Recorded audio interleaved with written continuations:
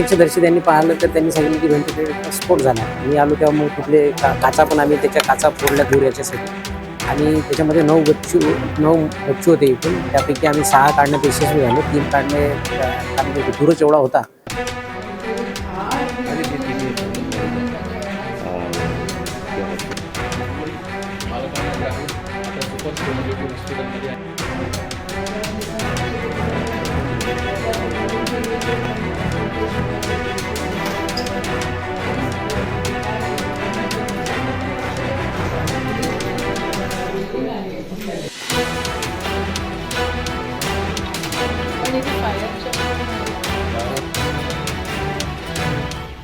तर मला पहाटे 3:30च्या दरम्यान फोन आला स्टाफचा की सर म्हणे आपल्या इथे एसएनसीमध्ये आग लागलेली आहे आउटबाउंडमध्ये. मग इथे आल्यानंतर बघितलं तोपर्यंत त्यांनी 6 बच्चे तर काढले होते. सगळे धूर होता आणि फायर ब्रिगेडचं आम्ही हे चालू होतं आणि मी आलो तेव्हा मग तिथले काचा पण आम्ही त्याच्या काचा फोडल्या धूर याच्यासाठी आणि त्याच्यामध्ये 9 बच्चू होते एकूण. त्यापैकी आम्ही 6 काढण्यात यशस्वी झालो. 3 काढणे कारण की धूरच एवढा होता की खूप होता आणि प्रत्यक्षदर्शी मी जेव्हा विचारलं तिथल्या स्टाफला तर स्टाफ सर म्हणे आम्ही इथेच होतो आणि एकदम त्याचा जोरात असा स्फोट झाला व्हेंटिलेटरचा. तर त्याच्यामुळे आग लागली एकदम आणि धूर झाला.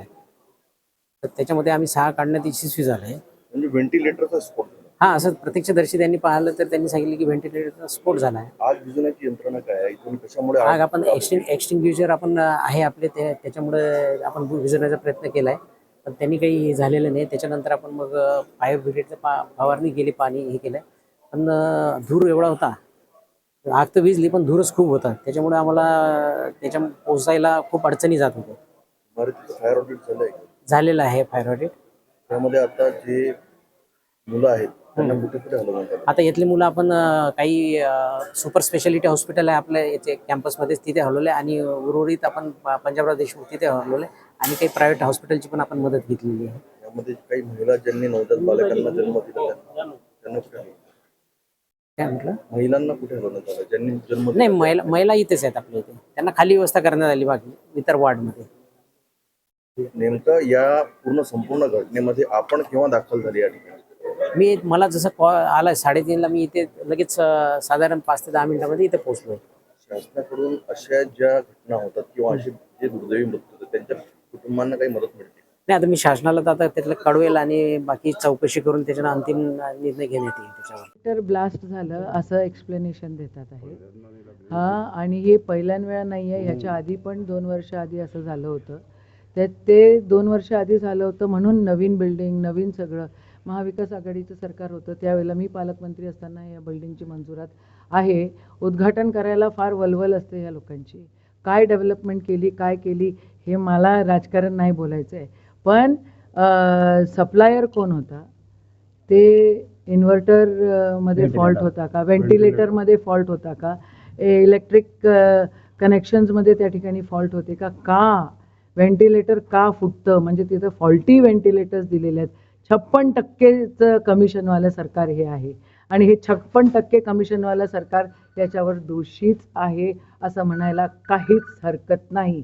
इन्फ्रामॅन म्हणून घेत असताना गरिबांकडे पण लक्ष दिलं गेलं पाहिजे. डफरीनमध्ये कोणी श्रीमंताचं लेकरू येत नाही. इथं गरिबाचंच लेकरू या ठिकाणी होतं. जी पोरं मृत्युमुखी पडली त्यांना मोठ्या प्रमाणात कम्पेन्सेशन 3 आणि 4 लाख देऊन हे चालणार नाही बाबा. इथं जरा बघा संसार थाटायला एखादं लेकरू NICU मध्ये त्या ठिकाणी म्हणजे काय बोललं पाहिजे. मला शब्द कमी पडतायत. निषेध आहे या सगळ्या गोष्टींचा. लक्ष द्या इन्फ्रामॅन इन्फ्रास्ट्रक्चरकडे थोडंसं लक्ष द्या. हे कोण सप्लायर्स आहे त्यांच्याकडे जरा कडक लक्ष द्या. कधी आदिवासी विभागाची पोरं त्यांना फूड पॉयझनिंग होतं, कधी डफरीनमधले आग लागते, कुठं काय होतं कोणाला जेवण भेटत नाही. इथं डॉक्टर्स मोठ्या प्रमाणात उपलब्ध नाही आहे. हे सगळं बंद करा. हे 56% कमिशनचं सरकार आहे असा माझा थेट आरोप आहे आणि आरोपच नाही हे सिद्ध झालेलं आहे. ह्यांना काही घेणं देणं नाही आहे गरिबाचं. हे गरिबांकडे लक्ष देत नाही. याच्यामध्ये आज सकाळी 3:15 वाजताचे आसपास आपला जो स्त्री सामान्य रुग्णालय अमरावतीच्या त्याच्यामध्ये जे NICU आहे त्याच्यामध्ये 3 कंपार्टमेंट आहे. त्यापैकी जो एक कंपार्टमेंट होता त्याच्यामध्ये आग लागली. 9 जे मुले होते जे इलाज घेत होते त्यापैकी 3 मुलांची मृत्यू दुर्दैवाने झालेली आहे आणि बाकीचे उरलेले 6 जे मुले आहेत त्यांना इतर शिफ्ट करण्यात आलेलं आहे. प्राइमा फेसी जो हा आग आहे ते जो व्हेंटिलेटर में आग लागलेली आहे. आता यांच्या पुढे आपण शोध करत आहे.